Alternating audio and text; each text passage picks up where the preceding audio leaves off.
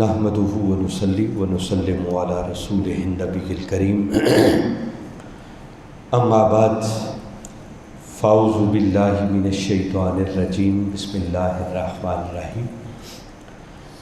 قال اللہ تبارک و تعالی فی القرآن المجید لقد خلقنا الانسان فی احسن تقویم صدق اللہ العظیم۔ معزز حاضرین و سامعین، اللہ رب العزت کا بے پایاں فضل و احسان ہے کہ جس نے اپنی توفیق خاص اور حضور نبی اکرم صلی اللہ علیہ وآلہ وسلم کے نالین مبارک کے تصدق سے ہمیں اپنی بارگاہ میں حاضر ہونے کی توفیق عطا فرمائے۔ دعا ہے کہ اللہ رب العزت ہماری اس حاضری کو قبول فرمائے۔ ہماری سلسلہ وار گفتگو اس حوالے سے چل رہی تھی کہ انسان کیا ہے اور انسانی زندگی کے مرحلے کون کون سے ہیں۔ وہ انسان جس کو اللہ رب العزت نے احسن تقویم بنایا، اشرف المخلوقات ٹھہرایا، جس کے سر پر کرامت اور بزرگی کا تاج رکھا، جس کو زمین پر اپنا نائب اور خلیفہ ہونے کا شرف عطا کیا، اور جس کو مسجود ملائک بنایا، اس انسان کی ابتدا اس کی ولادت سے نہیں ہے، بلکہ وہ انسان مرحلہ کن سے بھی بہت پہلے کا ہے۔ کن سے تو اللہ رب العزت نے فقط راز کے پردوں میں چھپے ہوئے انسان سے مخاطب ہو کر ارشاد فرمایا تھا کہ اے انسان، کب تک راز کے پردوں میں چھپا رہے گا؟ اب راز کے پردوں سے نکل کر ظاہر بھی ہو جا۔ اور امر کن سے اللہ رب العزت نے پھر اس انسان کو عالم اسرار سے عالم ارواح میں منتقل کیا، جس کا ذکر باری تعالیٰ نے کیا کہ عالم ارواح کیا ہے۔ فرمایا یسألونک عن الروح قل الروح من امر ربی۔ فرمایا محبوب آپ سے پوچھتے ہیں کہ روح کیا ہے، آپ انہیں بتا دیں کہ وہ روح تو میرے رب کے امر سے ہے۔ تو امر کن جاری ہوا تو عالم ارواح کا آغاز ہوا، اور وہ پہلی سر جو روح میں بدلی وہ سر محمد مصطفیٰ صلی اللہ علیہ وسلم۔ اور عالم ارواح کے بارے میں نے عرض کیا تھا کہ باری تعالیٰ نے قرآن پاک میں صرف اتنا ارشاد فرمایا ہے وَمَا أُوتِيتُم مِّنَ الْعِلْمِ إِلَّا قَلِيلًا، کہ اس روح کے بارے میں تمہیں علم تو دیا گیا ہے مگر بہت زیادہ نہیں، بہت تھوڑا علم دیا گیا۔ تو ہم قرآن کی روشنی میں اس مرحلے کا جائزہ لے رہے تھے کہ وہ عالم ارواح میں جو انسان نے صدیاں گزاری ہیں، مدتیں بسر کی ہیں، تو اس پر قرآن ہماری کیا رہنمائی کرتا ہے۔ پچھلی نشست میں نے عرض کیا تھا کہ اللہ رب العزت نے اسی عالم ارواح کے اندر تمام انسانی روحوں کو اکٹھا کیا اور ان سے ایک وعدہ لیا تھا اور ان سے پوچھا تھا الست بربکم، بتاؤ کیا میں تمہارا رب نہیں ہوں؟ تو سب نے بیک زبان جواب دیا تھا بلا مولا کیوں نہیں، ہاں تو ہی ہمارا رب ہے۔ اور پچھلی نشست میں نے اس پر آپ کو متوجہ کرنے کی کوشش کی تھی کہ یہ ہمارا اللہ سے کیا ہوا ایک وعدہ ہے، اور وعدہ تو عام انسان سے تو کیا کسی کافر اور غیر مسلم سے بھی بندہ کر لے تو اس کو بھی پورا کرنے کا حکم ہے۔ تو چہ جائے کہ انسان اللہ سے کیے ہوئے وعدے کو فراموش کر دے، تو اس وعدے کو ہمیشہ یاد بھی رکھنا چاہیے، اس وعدے کو ایفا کرنے کی کوشش بھی کرنی چاہیے، کیونکہ جب ہم اللہ سے کیے ہوئے وعدے کو پورا کریں گے تو یقیناً وہ اپنا وعدہ پورا کرے گا۔ اور اس نے قرآن پاک میں یہ فرما رکھا ہے اوفو بعہدی اوف بعہدکم، فرمایا تم میرے ساتھ کیا ہوا وعدہ پورا کرو، میں تمہارے ساتھ کیا ہوا وعدہ پورا کروں گا۔ اس وعدے پر ہر وقت ہمارا دھیان رہنا چاہیے، اس پر توجہ رہنی چاہیے۔ تو عالم ارواح میں یہ ایک پہلا میثاق تھا جسے میثاق الست یا وعدہ الست بھی کہتے ہیں، اور باری تعالیٰ نے اپنی ربوبیت کا اقرار لیا تھا سب لوگوں سے۔ اسی عالم ارواح کے اندر ایک میثاق اور بھی ہوا تھا، وہ دوسرا میثاق تھا، اور وہ میثاق اللہ رب العزت نے انبیاء کرام علیہم السلام سے لیا تھا۔ اس کا ذکر سورہ احزاب قرآن پاک کا 33واں سورہ ہے، اور اس کی آیت نمبر 7 اور آیت نمبر 8 میں ہے۔ پہلے میثاق کے وقت اللہ رب العزت نے سب روحوں کو اکٹھا کیا، جب اپنی توحید کی بات کی، اپنی ربوبیت کی بات کی، تو اس وقت ساری روحوں کو اکٹھا کر کے یہ وعدہ لیا۔ اب یہ جو دوسرا وعدہ تھا، دوسرا میثاق تھا، یہ صرف انبیاء کرام اور رسول اعظام، صرف ان کی روحوں کو اکٹھا کیا اور ان سے میثاق نبوت اور میثاق رسالت لیا۔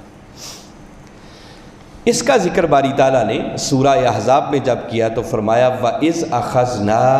مِنَ النَّبِيِّينَ مِيثَاقَهُمْ وَمِنْكَ وَمِنْ نُوحٍ وَإِبْرَاهِيمَ وَمُوسَى وَعِيسَى ابْنِ مَرْيَمَ وَأَخَذْنَا مِنْهُمْ مِيثَاقًا غَلِيظًا لِيَسْأَلَ الصَّادِقِينَ عَنْ صِدْقِهِمْ وَأَعَدَّ لِلْكَافِرِينَ عَذَابًا أَلِيمًا۔ یہ دوسرے میثاق کا ذکر ہے جو عالم ارواح میں لیا گیا۔ میں صرف اس دیس کی تھوڑی تھوڑی وہ باتیں بتا رہا ہوں جو اللہ رب العزت نے قرآن میں بیان کی، ایسی باتیں جن میں شک کی کوئی گنجائش نہیں ہے۔ تو دوسرا میثاق اللہ رب العزت نے پھر سب انبیاء کرام علیہم السلام کی روحوں کو اکٹھا کیا، اور ان کو اکٹھا کر کے ان سے ایک عہد لیا، جس کا ذکر جب اس آیت کریمہ میں کیا تو فرمایا وَإِذْ۔ جب کسی آیت کے شروع میں کلمہ اذ آ جائے تو اس میں اذکر فعل محذوف ہوتا ہے۔ آپ نے بالعموم قرآن پاک کا اگر مطالعہ کریں تو جس آیت کے شروع میں اذ ہوگا اس کا ترجمہ کرتے ہوئے مترجمین نے لکھا ہوتا ہے یاد کرو۔ کیا لکھا ہوتا ہے؟ حالانکہ اذ کا معنی یاد کرو نہیں ہے، اذ کا معنی ہے جب۔ اس کے اندر ایک فعل محذوف ہوتا ہے اذکر، جس کا معنی ہوتا ہے یاد کرو۔ اور باری تعالیٰ ایسے مقامات پر خطاب اپنے محبوب مکرم صلی اللہ علیہ وسلم سے کر رہے ہوتے ہیں، اور باری تعالیٰ اپنے محبوب سے فرما رہے کہ محبوب یاد کرو نا جب ہم نے نبیوں سے ایک میثاق لیا تھا۔ اور یہ بات یاد رکھیں کہ جب کسی کو یوں کہا جائے کہ یاد کرو تو یاد اسی کو کرایا جاتا ہے جس نے کوئی منظر پہلے دیکھا ہوا ہو۔ اگر دیکھا ہوا نہ ہو تو اس کو یاد کرانے کا کوئی بات سمجھ میں نہیں آتی، کوئی تک نہیں بنتا اس کا۔ تو یہ بات اگر کہی جائے وَإِذْ محبوب یاد کرو جب ہم نے انبیاء سے میثاق لیا تھا، تو اس کا معنی یہ ہے کہ میثاق انبیاء سے لیا جا رہا تھا، مگر تاجدار کائنات صلی اللہ علیہ وسلم اس وقت بھی موجود تھے،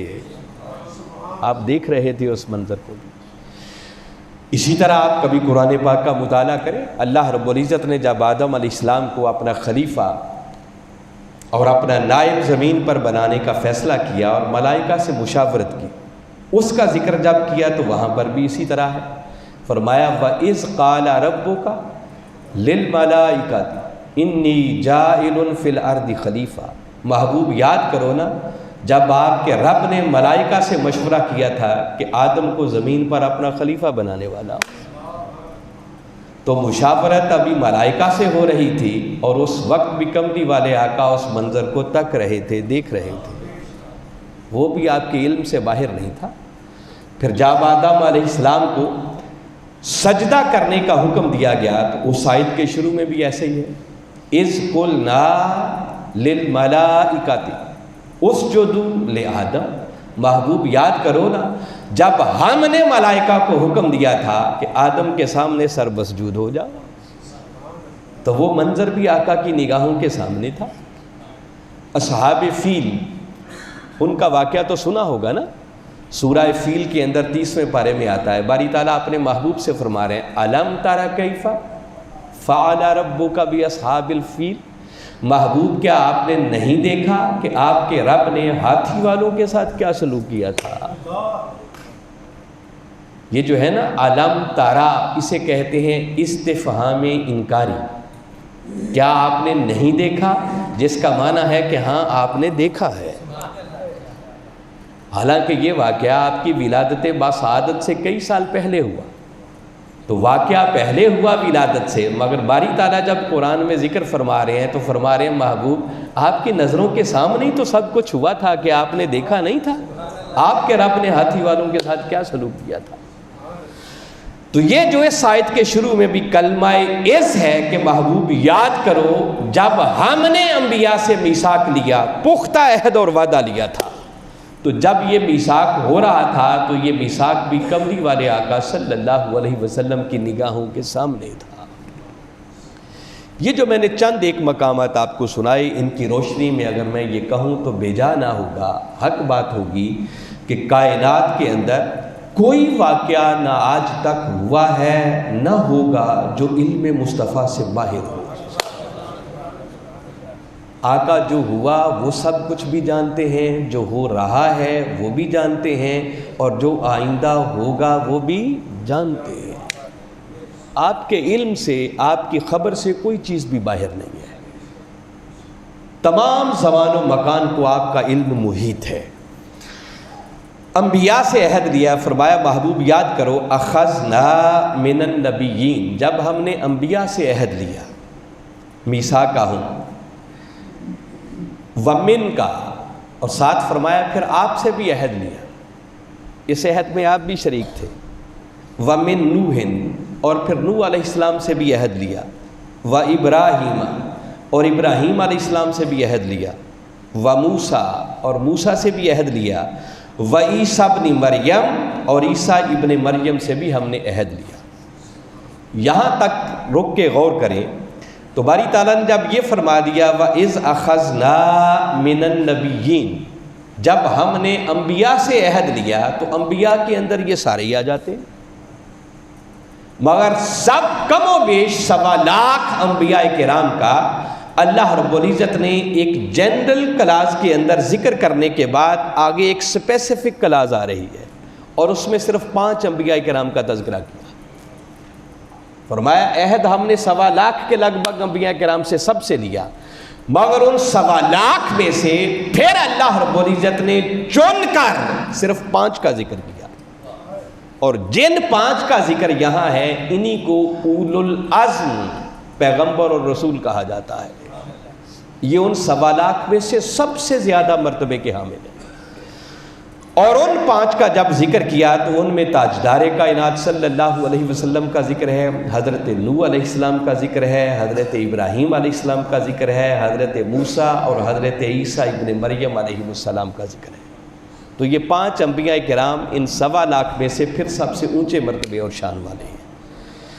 مگر حیرت کی بات یہ ہے کہ جب ان 5 کا ذکر کیا تو ان 5 میں سے سب سے پہلے جس ہستی کا ذکر کیا وہ محمد مصطفیٰ صلی اللہ علیہ وسلم۔ حالانکہ آپ غور کریں آگے جب ترتیب آ رہی ہے نا تو حضرت نوح علیہ السلام، یہ ترتیب دیکھیں قرآن کی، پھر ابراہیم علیہ السلام، پھر حضرت موسیٰ علیہ السلام، پھر حضرت عیسیٰ علیہ السلام، جس ترتیب سے وہ آئے ہیں اسی ترتیب سے ان کا ذکر ہو رہا ہے۔ تو چاہیے تو یہ تھا کہ جب اس ترتیب بعثت کو ملحوظ خاطر رکھا گیا ہے تو تاجدار کائنات صلی اللہ علیہ وسلم کا ذکر سب سے بعد میں آنا چاہیے تھا۔ آپ پیدا تو سب سے پہلے ہوئے مگر آپ کی بعثت سب سے آخر میں ہوئی، تو آمد کے اعتبار سے تو آپ اینڈ پر ہیں، مگر اللہ رب العزت نے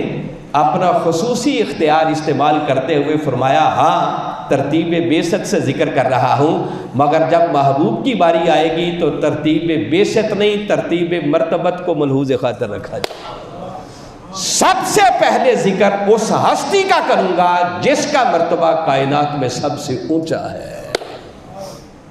بعد از خدا بزرگ تو یہ قصہ مختصر، مرتبے میں آپ سے اونچا اور کوئی نہیں ہے۔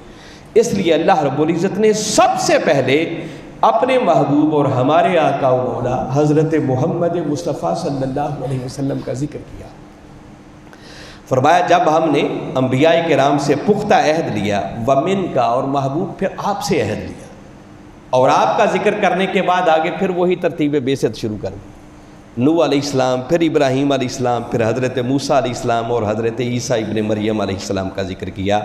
اور آگے فرمایا وَأَخَذْنَا مِنْهُمْ مِيثَاقًا غَلِيظًا، اور ہم نے ان سے نہایت پختہ عہد لیا تھا۔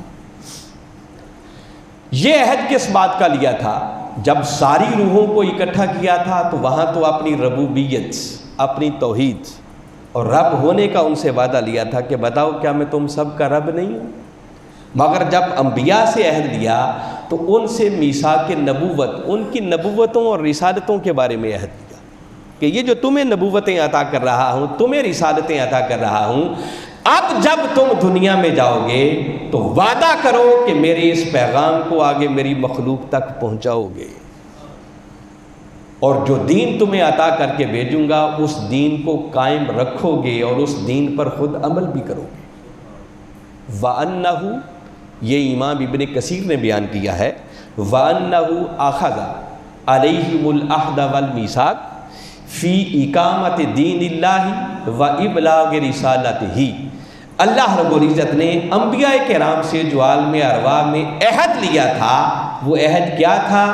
فی اقامت دین اللہ، کہ تم دین کی اقامت کا فریضہ انجام دو گے، اس دین کو قائم کرو گے، دین کو کبھی زوال کا شکار نہیں ہونے دیں گے، یہ تمہاری ذمہ داری ہوگی۔ وَإِبْلَاغِ رِسَالَتِهِ، اور اللہ کی رسالت کا پیغام، جو جو حکم اللہ نے آپ کو دے کر بھیجا ہے، یہ اسی طرح بلا کم و کاست کی مخلوق تک اور اپنی امتوں تک پہنچائے۔ یہ وعدہ اللہ رب العزت نے عالم ارواح کے اندر انبیاء کرام علیہ السلام سے دیا، اور اسی بات کا ذکر اللہ رب العزت نے سورہ شورا میں بھی کیا۔ قرآن پاک کا 42واں سورہ ہے، اور اس کی آیت نمبر 13 کو اگر پڑھیں تو باری تعالیٰ نے ایسا ہی ذکر کیا، فرمایا شرع لکم من الدین ما وصی بہ نوحا والذی اوحینا الیک وما وصینا بہ ابراہیم وموسیٰ وعیسیٰ۔ فرمایا ہم نے تمہارے لیے بھی اسی دین کو منتخب کیا ہے جس کی وحی ہم نے حضرت نوح علیہ السلام کی طرف کی تھی، اور جس کی وحی ہم اپنے محبوب مکرم صلی اللہ علیہ وسلم کی طرف بھی کی، اور جس کی وحی ہم نے ابراہیم، موسیٰ اور عیسیٰ علیہ السلام کی طرف بھی کی، اور وہ کیا تھی؟ ان اقیم الدین، کہ جب دنیا میں جاؤ گے تو اس دین کی اقامت کا قائم کرو گے۔ تو قرآن نے بھی اس بات کی تائید کر دی۔ انبیاء کرام علیہ السلام سے اللہ رب العزت نے جو وعدہ لیا تھا، ان سے میثاق لیا تھا، وہ وعدہ یہ تھا کہ اس دنیا میں آنے کے بعد اللہ کے دین کی اقامت کا کام کرو گے اور اس کے پیغام اس کی مخلوق تک اور اپنی امتوں تک پہنچاؤ گے۔ یہ ایک دوسرا میثاق تھا جو عالم ارواح کے اندر اللہ رب العزت نے صرف انبیاء کی روحوں سے دیا، اور اس میثاق میں خود تاجدار کائنات صلی اللہ علیہ وسلم بھی شریک تھے۔ اس کے بعد اسی عالم ارواح میں ایک تیسرا میثاق بھی ہوا، اس کا ذکر بھی قرآن نے کیا۔ سورہ آل عمران قرآن پاک کی تیسری صورت ہے، اور اس کی آیت نمبر 81 ہے۔ اللہ رب العزت نے بڑی تفصیل کے ساتھ اس تیسرے میثاق کا ذکر کیا، اور اس کا ذکر کرتے ہوئے ارشاد فرمایا وَإِذْ أَخَذَ اللَّهُ مِيثَاقَ النَّبِيِّينَ لَمَا آتَيْتُكُم مِّن كِتَابٍ وَحِكْمَةٍ ثُمَّ جَاءَكُمْ رَسُولٌ مُصَدِّقٌ لِّمَا مَعَكُمْ لَتُؤْمِنُنَّ بِهِ وَلَتَنصُرُنَّهُ۔ طویل آیت کریمہ ہے، انشاءاللہ اس پہ آگے بات کریں گے۔ اب تیسرے میثاق اور عہد کے وقت بھی باری تعالیٰ نے اپنے محبوب مکرم صلی اللہ علیہ وسلم سے ہی مخاطب ہو کر فرمایا وَإِذْ، محبوب یاد کرو نا جب ہم نے انبیاء سے ایک اور عہد بھی لیا تھا، ایک اور وعدہ بھی لیا تھا۔ اس میں پھر اللہ رب العزت نے صرف انبیاء کرام علیہ السلام کی روحوں کو اکٹھا کیا۔ یہ جلسہ خاص تھا، جلسہ عام نہیں تھا، اور اس میں جو عہد لیا وہ عہد کیا تھا؟ فرمایا لَمَا آتَيْتُكُم مِّن كِتَابٍ وَحِكْمَةٍ، اے میرے انبیاء وعدہ کرو کہ جب میں تم سب کو مبعوث کر چکوں گا، تمہیں کتاب اور حکمت عطا کر چکوں گا، دنیا میں بھیج چکوں گا، اور پھر ثُمَّ جَاءَكُمْ رَسُولٌ، اور تم سب کے چلے جانے کے بعد میرے محبوب حضرت محمد مصطفیٰ صلی اللہ علیہ وسلم تمہاری طرف تشریف لے آئے۔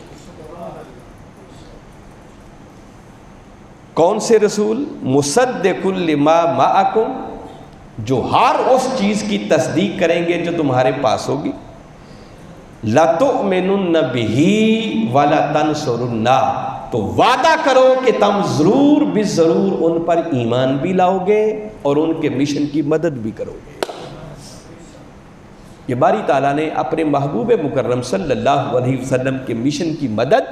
اور آپ پر ایمان لانے کا عہد یہ صرف انبیاء کرام علیہ السلام سے لیا۔ اس میں سب لوگوں کی روحوں کو اکٹھا نہیں کیا، خاص خاص لوگوں کو جمع کیا۔ یہ جلسہ خاص تھا۔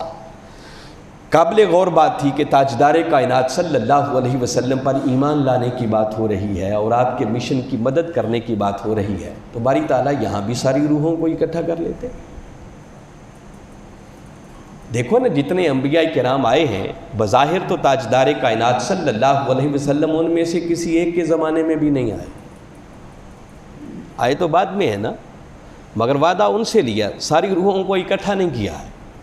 تو جب آپ پر ایمان لانے کی بات کرنی تھی اور آپ کے مشن کی مدد کرنے کی بات کرنی تھی، کیا اچھا ہوتا کہ ساری روحوں کو اکٹھا کر کے باری تعالیٰ وعدہ لے لیتے۔ مگر باری تعالیٰ نے جب اپنے محبوب کا ذکر کرنا چاہا تو ہر کسی کو جمع نہیں کیا، بلکہ خاص خاص بڑے منتخب چنیدہ بندوں کو اکٹھا کیا، جن کو انسانوں میں سے اس نے چن کر سب سے اونچا مرتبہ اور مقام عطا کیا تھا، صرف انہی کو جمع کیا، جن سے انکار کی کوئی توقع نہیں تھی۔ باری تعالیٰ نے سب کو اس لیے جمع نہیں کیا، اللہ رب العزت نہیں چاہتے تھے کہ میرے محبوب کی بات ہو اور کوئی اس بات کا انکار کرے، کیونکہ جو اس کا انکار کرے گا پھر وہ کبھی اللہ کی گرفت سے بچ نہیں سکے گا۔ اپنی ربوبیت اور اپنی توحید کی بات کرتے ہوئے اس نے اس بات کا لحاظ نہیں کیا، مگر جب محبوب کی بات آئی تو فرمایا محبوب مجھے گوارا ہی نہیں ہے کہ بات تیری ہو اور کوئی انکار کرے، یہ نہیں چاہتا، صرف ان کو بلاؤں گا جو صرف اقرار ہی اقرار کریں گے۔ آپ کبھی غور کریں نا، سورہ احزاب کا مقام ہے، باری تعالیٰ نے اپنے محبوب مکرم صلی اللہ علیہ وسلم سے مخاطب کر کے ایک بات ارشاد فرمایا، یا ایھا النبی، اے نبی مکرم صلی اللہ علیہ وسلم۔ باری تعالیٰ ڈائریکٹ اپنے محبوب سے خطاب کر رہے ہیں، انا ارسلناک شاہدا ومبشرا ونذیرا وداعیا الی اللہ باذنہ وسراجا منیرا۔ فرمایا ہے میرے محبوب مکرم صلی اللہ علیہ وسلم، بے شک ہم نے آپ کو شاہد گواہ مطلق بنا کر بھیجا، تمہیں بشیر بنا کر بھیجا، تمہیں نذیر بنا کر بھیجا، پھر اللہ کے اذن سے اللہ کی طرف داعی بنا کر بھیجا، اور ایک چمکتا ہوا سورج اور چراغ بنا کر بھیجا۔ آقا کی شانوں کا ذکر ہے، اور باری تعالیٰ یہ ساری شانیں بتا کس کو رہا ہے؟ بتا بھی اپنے محبوب کو ہی رہا ہے۔ بڑی قابل غور بات ہے کہ اے محبوب، ہم نے آپ کو شاہد بنا کر بھیجا، ہم نے آپ کو خوشخبریاں سنانے والا بنا کر بھیجا، ہم نے آپ کو ڈر سنانے والا بنا کر بھیجا، ہم نے آپ کو داعی الی اللہ بنا کر بھیجا، اور ہم نے آپ کو سراج منیر بنا کر بھیجا۔ تو کیا خیال ہے، جن کو یہ شانیں عطا کی کر رکھی تھی ان کو معلوم نہیں تھا کہ اللہ نے مجھے شاہد بنا کر بھیجا، اللہ نے مجھے بشیر بنا کر بھیجا ہے، اللہ نے مجھے نذیر بھی بنایا ہے، اللہ نے مجھے داعی الی اللہ بھی بنایا ہے، اللہ نے مجھے سراج منیر بھی بنا کر بھیجا؟ تو انہی کی شانوں کا انہی سے تذکرہ کرنے کا فائدہ، ضرورت تھی کہ یہ شانیں عام لوگوں کو سنائی جاتی ہیں۔ یوں کہا جاتا یا ایھا الناس، لوگوں سنو، میں نے اپنے محبوب کو شاہد بنا کر بھیجا۔ فرمایا نہیں، محبوب بیان یوں بھی کر سکتا تھا، مگر تیری عظمتوں تیری شانوں کا بیان ہے، میں دینے والا جانتا ہوں اور تو لینے والا جانتا ہے۔ اگر عام لوگوں سے مخاطب کر کے یہ بات کرتا تو ممکن ہے کہ بدبخت تیری ان شانوں کا انکار کرتا اور بیان میں کرتا، اور کوئی انکار کرتا تو میرے عذاب سے وہ کبھی بچ نہ سکتا تھا۔ اس لیے مجھے گوارا نہیں ہے کہ بیان تیری عظمتوں اور شانوں کا ہو اور کوئی انکار کرے۔ محبوب تجھی سے تیری شانوں کا تذکرہ کر رہا ہوں تاکہ نہ انکار تیری طرف سے ہو نہ انکار میری طرف سے ہو۔ محبوب تو بھی جانتا ہے اور میں بھی جانتا ہوں۔ اسی طرح باری تعالیٰ نے وہاں پر بھی سب لوگوں کو اکٹھا نہیں کیا، صرف خاص خاص چنے ہوئے لوگوں کو، جن کو اس نے بڑے اونچے مرتبے اور مقام عطا کیے تھے، ان کو جمع کر کے ان سے مخاطب ہو کر ارشاد فرمایا کہ تم سے ایک پختہ عہد لے رہا ہوں۔ اور قابل توجہ بات ہے، جب یہ ان سے بات کی تو فرمایا لما آتیتکم من کتاب و حکمہ، جب میں تم سب کو کتاب اور حکمت عطا کر چکوں گا. کیا مطلب؟ تمہیں مبعوث کر چکوں گا، تمہاری بعثت ہو چکی ہوگی. ثم جاءکم رسول، رسول کے اوپر تنوین یہ آقا کی عظمت کی طرف اشارہ ہے. پھر تمہاری طرف وہ صاحب عظمت رسول، ساری عظمتوں کا حامل رسول آ جائے گا. یہاں پر رک کے غور کریں تو یہ تاجدار کائنات صلی اللہ علیہ وسلم کی شان ختم نبوت کے بھی ڈھنکے بجائے جا رہے ہیں. باری تعالیٰ فرما رہے ہیں کہ اے میرے نبیو، تم سارے پہلے جاؤ گے، اور جب تم سارے جا چکو گے تو تب تمہاری طرف میرے آخری عظمت والے رسول محمد مصطفیٰ ہے. آقا کی بعثت تب ہوگی کہ جس کو بھی میں نے منصب نبوت پر فائز کرنا ہے وہ پہلے جائے گا، اور سب کے جانے کے بعد پھر ان کی طرف میرا محبوب آئے گا. تو ثم جاءکم کے کلمات یہ آقا کی شان ختم نبوت کی طرف اشارہ کر رہے ہیں. اور ساتھ اگلے کلمات آگے فرمایا مصدق لما معکم، پھر میرا وہ محبوب اس چیزوں کی تصدیق کرے گا جو تمہارے پاس ہوں گی، جو تم پر کتابیں اتری ہوں گی، جو تمہارے اوپر وحی اتری ہوگی، وہ جو تمہیں صحیفے عطا کیے ہوں گے، اور جو میری بارگاہ سے ملا ہوگا، میرا محبوب آ کر تمہاری ان وحیوں کی بھی تصدیق کر دے گا اور تمہاری نبوتوں کی بھی تصدیق فرما دے گا. یہ آپ کا مصدق ہونا یہ پھر آپ کی شان ختم نبوت پر دلالت کر رہا ہے. تاجدار کائنات صلی اللہ علیہ وسلم کو اللہ رب العزت نے کسی نبی کے لیے مبشر بنا کر نہیں بھیجا. آپ نے آ کر اپنے بعد کسی نبی کے آنے کی بشارت نہیں دی کہ میرے بعد بھی کوئی نبی آنے والا ہے، جبکہ 1.25 لاکھ کے لگ بھگ انبیاء کرام میں سے ہر کوئی آپ کی آمد کی بشارت دیتا رہا. ہر نبی آپ کے لیے مبشر بن کر آیا. حضرت عیسیٰ علیہ السلام کو تو تذکرہ آ گیا نا، وَمُبَشِّرًا بِرَسُولٍ يَأْتِي مِن بَعْدِ اسْمُهُ احمد. وہ اعلان اعلان فرماتے تھے کہ لوگوں میرے بعد نبی آخر الزمان حضرت محمد مصطفیٰ صلی اللہ علیہ وسلم، جن کا نام آسمانوں پر احمد ہے، وہ تشریف لانے والے ہیں. اور ہر نبی یہی ڈنکے بجاتا رہا، یہی تو ان سے وعدہ لیا جا رہا تھا. تو آپ کسی کے لیے مبشر بن کر نہیں آئے، بلکہ ہر نبی اور رسول کے لیے مصدق بن کر آئے. تو آپ کا مصدق بن کر آنا اور کسی نبی اور رسول کے لیے مبشر نہ ہونا یہ آپ کی شان ختم نبوت پر دلالت کرتا ہے. یاد رکھیں یہ شان ختم نبوت اور عقیدہ ختم نبوت یہ اتنا اہم عقیدہ ہے کہ اگر اس ایک پتھر کو نکال دیا جائے نا تو قصر اسلام کی عمارت دھڑام سے نیچے گر جاتی ہے، پیچھے بچتا ہی کچھ نہیں ہے. اور یہ کوئی ایسا عقیدہ نہیں ہے جو قرآن کی صرف 2, 4, 5, 7 آیتوں سے ثابت ہوتا ہے. آپ کو سن کر ایک بڑی خوشگوار حیرت ہوگی کہ حضور شیخ الاسلام پروفیسر ڈاکٹر محمد طاہر القادری مدث اللہ علیہ نے ایک کتاب لکھی ہے جس کتاب کا نام ہی عقیدہ ختم نبوت ہے. اور آپ نے پہلی مرتبہ 14 صدیوں کے اندر اس کتاب کے اندر کملی والے آقا صلی اللہ علیہ وسلم کی شان ختم نبوت پر قرآن کی 129 آیتوں سے استدلال کیا ہے. کتنی آیتیں بتا رہا ہوں؟ اندازہ کریں اس عقیدے کی اہمیت کا عالم کیا ہوگا جس کو اللہ نے 129 آیتوں میں بیان کیا. اور یہ کوئی حرف آخر نہیں ہے. معلوم نہیں ابھی قیامت تک آنے والوں پر اللہ کے کرم کے کیسے کیسے دروازے کھلیں گے، اور وہ قرآن کے سمندر میں غوطہ زنی کر کے آقا کی اس شان ختم نبوت پر موتی، ہیرے، لال اور جواہر نکال کر امت کو پیش کرتے رہیں. میں تو صرف ان کا ذکر کر رہا ہوں جو صرف حضور شیخ الاسلام نے بیان کی ہیں، اور اس سے پہلے اتنی آیتوں سے کبھی کسی نے استدلال نہیں کیا. تو کتنی آیتیں میں نے بتائی ہیں؟ 129 آیتوں سے آپ نے استدلال کیا، اور 225 کے لگ بھگ آپ نے اس کتاب کے اندر وہ احادیث مبارکہ اور تاجدار کائنات صلی اللہ علیہ وسلم کے فرامین درج کیے ہیں جن میں کملی والے آقا صلی اللہ علیہ وسلم نے خود اپنی زبان مبارک سے اپنی شان ختم نبوت کا اعلان کیا ہے. کتنے فرامین؟ 225 کے لگ بھگ ہیں جو اس کتاب میں درج ہے، اور وہ بھی معلوم نہیں بھی آنے والے کیسے کیسے آپ کے بیانات تلاش کر کے امت کو پیش کرتے رہیں گے۔ تو عقیدہ ختم نبوت کی بڑی اہمیت کا حامل ہے۔ یہ وجہ ہے کہ 14 صدیوں کی تاریخ کا اگر ہم مطالعہ کریں تو ہر دور کے اندر جب کبھی بھی اس عقیدے پر کوئی آنچ آئی، کوئی کڑا وقت آیا، تو اہل ایمان نے اپنا سب کچھ داؤ پر لگا کر بھی اس عقیدے کا تحفظ اپنا فرض اولین سمجھا ہے، اور قیامت تک ایسا ہوتا رہے گا۔ اس عقیدے پر کبھی کوئی آنچ نہیں آئے گی،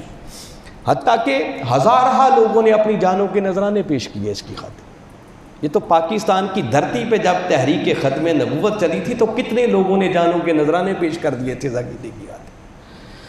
تاہم یہ میرا سبجیکٹ نہیں ہے، میں بتا رہا تھا کہ جو آیت کریمہ ہم ڈسکس کر رہے ہیں،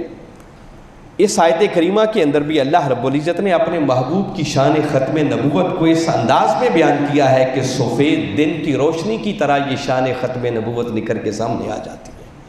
فرمایا ہر نبی، ہر رسول جس کو بھی منصب نبوت اور رسالت پر فائز کیا جائے گا وہ میرے محبوب سے پہلے آئے گا، اور جب سارے آ چکیں گے تو تب ان کی طرف میرے محبوب مکرم صلی اللہ علیہ وسلم جلوہ افروز ہوں گے۔ اور پھر اگلی بات کہ میرے محبوب آ کر پھر ان کے نبی اور رسول ہونے کی تصدیق فرمائیں گے، تو جس کی آپ نے تصدیق کر دی وہ نبی اور رسول ٹھہرا، تو بعد میں آنے والے کی تصدیق تو ہو ہی نہیں سکتی۔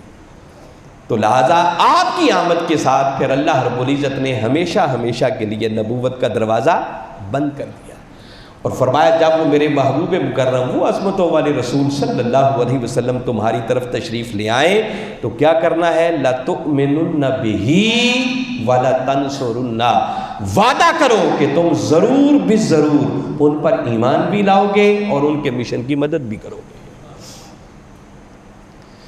ہر نبی اپنے اپنے دور کے اندر جب آتا رہا تو اللہ کے احکامات کو تو وہ پہنچاتا ہی رہا، جس میثاق کا ذکر میں پہلے کر چکا ہوں، مگر اس کے ساتھ ہر کوئی اپنی امت کو یہی پیغام دیتا رہا کہ اگر تمہارے ہوتے ہوئے وہ نبی آخر الزمان محمد مصطفیٰ صلی اللہ علیہ وسلم تشریف لے آئے، جن کی عظمت کے ڈنکے بجانا ہماری نبوت اور رسالت کو کے اندر شامل کر دیا گیا ہے، ہماری ڈیوٹیز کے اندر موجود ہے، تمہیں ان کی خوشخبری عطا کر رہے ہیں، تو تم بھی وعدہ کرو کہ تم ان پر ایمان بھی لاؤ گے اور تم ان کے مشن کی مدد بھی کرو گے۔ اور آپ کبھی تاریخ کا مطالعہ کریں تو آپ کو پتہ چلے گا کہ کثرت کے ساتھ انبیاء کرام علیہ السلام، یہی وجہ تھی کہ ان پر اترنے والی کتابوں اور وحیوں کے اندر اور صحیفوں کے اندر اتنی تفصیلات کے ساتھ یہ ساری باتیں درج ہوتی تھیں کہ وہ نبی مکرم کب تشریف لائیں گے، کس علاقے میں تشریف لائیں گے، ماحول کیا ہوگا، کیسے مکہ سے ہجرت کر کے مدینہ جائیں گے۔ اور یہود و نصارہ کے بارے میں تو یہاں تک قرآن میں لکھا ہے کہ اپنی کتابوں میں پڑھ کر وہ تاجدار کائنات صلی اللہ علیہ وسلم کو یوں پہچانتے تھے جیسے کوئی باپ اپنے بیٹے کو پہچانتا ہو۔ ان کی کتابوں کے اندر آقا کی عظمت کے یوں ڈنکے بجتے تھے، یوں آقا کے احوال بیان ہوتے تھے۔ اور کثرت کے ساتھ انبیاء کرام علیہ السلام پھر ہجرت کر کے اپنے علاقوں سے مکہ میں آتے اور اس غرض سے وہاں آتے کہ کاش ہمارے ہوتے ہوئے وہ نبی آخر الزمان تشریف لے آئیں۔ اور کئی انبیاء کرام اس حسرت کا اظہار بھی کرتے رہے کہ مولا ہمیں اس نبی آخر الزمان کا امتی بنا جن کی خاطر تو نے ساری کائنات کو پیدا کیا ہے۔ اور کثرت کے ساتھ انبیاء کرام کے مزارات مکہ کی کم و بیش 700 سے بھی زیادہ، 700 تو وہ ہیں جن کا ذکر کثرت سے ملتا ہے۔ حرم پاک کی جو خاص زمین ہے اس کے اندر، خاص طور پر مطاف کے اندر، اور مطاف سے بڑھ کر حتیم کعبہ کے اندر نیچے انبیاء کرام کے مزارات ہیں، وہاں ان کی قبریں بنی ہوئی، وہ یہاں آ کر مکہ میں آباد ہوتے رہے، یہیں پھر ان کی قبریں بنی کہ چلے ہمارے زمانے میں تشریف نہیں لائے، کبھی تو وہ وقت آئے گا نا کہ ہماری قبریں ہوں گی اور وہ نبی مکرم اللہ کے اس گھر کا جب طواف کریں گے تو ان کی قدم بوسی کا شرف ہمیں بھی مل جائے گا۔ پھر جن جن راستوں پر آپ نے سفر کرنے تھے، مینا کا راستہ، عرفات کا راستہ، مزدلفہ کا راستہ، ان راستوں پر انہوں نے اپنی اپنی قیام گاہیں بنائی، وہاں پر ان کی قبریں ہیں۔ 70 کے لگ بھگ انبیاء کرام کی قبریں یا 700 کے لگ بھگ قبریں، وہ ایک مسجد ہے، مسجد خیف، وہاں پر ان انبیاء کے مزارات بتائے جاتے ہیں۔ تو انبیاء کرام اسی چیز کے پیش نظر وہاں پر جا کر آباد ہوتے کہ یہ وہ سرزمین ہے جہاں پر آخری نبی حضرت محمد مصطفیٰ صلی اللہ علیہ وسلم تشریف لائیں گے۔ باری تعالیٰ نے پھر ان سے فرمایا، جب یہ اتنی بات کر لی تو پوچھا، قال اقررتم، بتاؤ یہ جو میں نے تم سے وعدہ لیا ہے اقرار کرتے ہو گے، ایسا ہی کرو گے؟ وَأَخَذْتُمْ عَلَىٰ ذَلِكُمْ إِصْرِي، اور یہ پختہ وعدہ اس کا میرے ساتھ اعلان کرتے ہو کہ تم اس کو پورا کرو گے، بوجھ اٹھاتے ہو اس کا؟ قَالُوا أَقْرَرْنَا، سب نے کہا اقررنا، مولا ہم اقرار کرتے ہیں کہ ہم اس نبی آخر الزماں پر ایمان بھی لائیں گے، ان کے مشن کی مدد بھی کریں گے۔ قال فاشهدوا، فرمایا اچھا پھر اس بات پر گواہ ہو جاؤ، وانا معکم من الشاہدین، اور میں بھی تمہارے ساتھ گواہوں میں شریک ہو جاتا ہوں۔ یہ بڑے ایمان افروز مضامین ہے، اب دامن وقت میں اتنی گنجائش نہیں ہے، انشاءاللہ اسی آیت کریمہ پر اگلی نشست میں بھی ہم بات کریں گے کہ اللہ رب العزت نے جب الستو بربکم کہا تو کوئی لمبی چوڑی گواہیاں نہیں لی، فرشتے گواہ بن گئے یا زمین و آسمان کو گواہ بنا دیا گیا۔ انبیاء کرام علیہ السلام سے میثاق لیا تو کوئی لمبے چوڑے گواہ نہیں بنائے، فرمایا لیسأل الصادقین، قیامت کا دن آئے گا تمہاری امتوں کے جو علماء ہوں گے، مبلغین ہوں گے، ان کو گواہ بنا کے لایا جائے گا۔ جب کافر انکار کریں گے ہم تک پیغام نہیں پہنچا تھا، پیغمبروں نے نہیں پہنچایا، تو وہ مبلغین اور واعظین کھڑے ہو کر گواہی دیں گے کہ مولا ہم گواہی دیتے ہیں کہ تیرے ان انبیاء نے تجھ سے کیے ہوئے اس وعدے کو پورا کیا اور سب تک اس پیغام کو پہنچا دیا تھا۔ مگر جب اپنے محبوب کی باری آئی تو انشاءاللہ اگلی نشست میں ڈیٹیل پڑھیں گے کہ باری تعالیٰ نے گواہیوں کا انداز کیسے اپنایا، کس کس کو گواہ بنایا، کس پختہ طریقے کے ساتھ باری تعالیٰ نے اس سارے میثاق اور عہد کو پایا، تکمیل تک پہنچایا۔ تو حاضرین مکرم، آج کی اس نشست میں میسج اور پیغام کے طور پر جو دوسرا میثاق تھا جو اللہ رب العزت نے تاجدار کائنات صلی اللہ علیہ وسلم سے لیا، حضرت نوح علیہ السلام سے، حضرت ابراہیم، حضرت موسیٰ، حضرت عیسیٰ ابن مریم و کم و بیش 7 لاکھ انبیاء کرام سے لیا، جس کا ذکر سورہ احزاب کی آیت نمبر 7 میں کیا ہے، اس کی روشنی میں بتا رہا ہوں کہ ان سے عہد یہ لیا تھا کہ وعدہ کرو کہ جب جاؤ گے تو یہ جو میں نے ان سے وعدہ الست لیا ہے، اپنی ربوبیت کا وعدہ لیا، یہ وعدہ بھی یاد کرواؤ گے، اور جو جو احکامات میں نے دیے ہیں وہ ان تک پہنچاؤں گے اور دین کی اقامت کا کام کرو۔ اب باری تعالیٰ نے وعدہ ان سے لیا ہے مگر سنایا ہم کو ہے، کیونکہ اگلی آیت بتا رہی ہے لیسأل الصادقین، قیامت والے دن پھر ان پر گواہی ان امتوں کے علماء اور مبلغین دیں گے، جس کا مطلب کہ اب آخری نبی تاجدار کائنات صلی اللہ علیہ وسلم جب تشریف لا چکے اور آپ وصال فرما چکے تو اب اس دین کی اقامت کا کام اور اس دین کے ابلاغ کا کام، وہ جو پیغام تاجدار کائنات صلی اللہ علیہ وسلم لے کر آئے تھے، وہ ذمہ داری آج آپ کے ہر امتی کے کندھوں پر ہے۔ اسی لیے میرے آقا نے فرمایا تھا بلغوا انی ولو آیا، فرمایا تم جو کچھ مجھ سے سنو اسے لوگوں تک پہنچاؤ اگرچہ وہ ایک آیت ہی کیوں نہ ہو۔ اب ہم میں سے ہر شخص کے کندھوں پر اور بالخصوص علماء واعظین ان کے کندھوں پر تو یہ ذمہ داری پھر زیادہ زوردار طریقے سے ان کے کندھوں پر آتی ہے کہ اس پیغام کو آگے پہنچائیں، مگر ہر امتی کا فریضہ ہے کہ یہ بنیادی آقا کے دین کی اقامت کے کام میں بھی حصہ لیں اور آقا کی رسالت کے پیغام کو آگے امتیوں تک پہنچاتے رہیں۔ انشاءاللہ جو دین کی اقامت، یہ تحریک منہاج القرآن اور یہ مشن، یہ تو معرض وجود میں ہی آقا کے دین کی اقامت کے لیے آیا ہے۔ ہماری منزل اسی غلبہ دین حق کی بحالی ہے، اور اللہ رب العزت نے واضح کلمات میں فرمایا ہے اپنے محبوب کے لیے هو الذی ارسل رسولہ بالہدی ودین الحق لیظہرہ علی الدین کلہ۔ اللہ وہ ہے جس نے اپنے محبوب مکرم صلی اللہ علیہ وسلم کو ہدایت اور دین حق کے ساتھ بھیجا،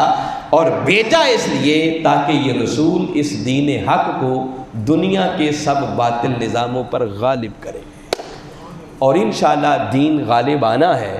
جب زوال آتا ہے تو پھر عروج آنا ہوتا ہے، جب ظلمت اور تاریکی کی رات آتی ہے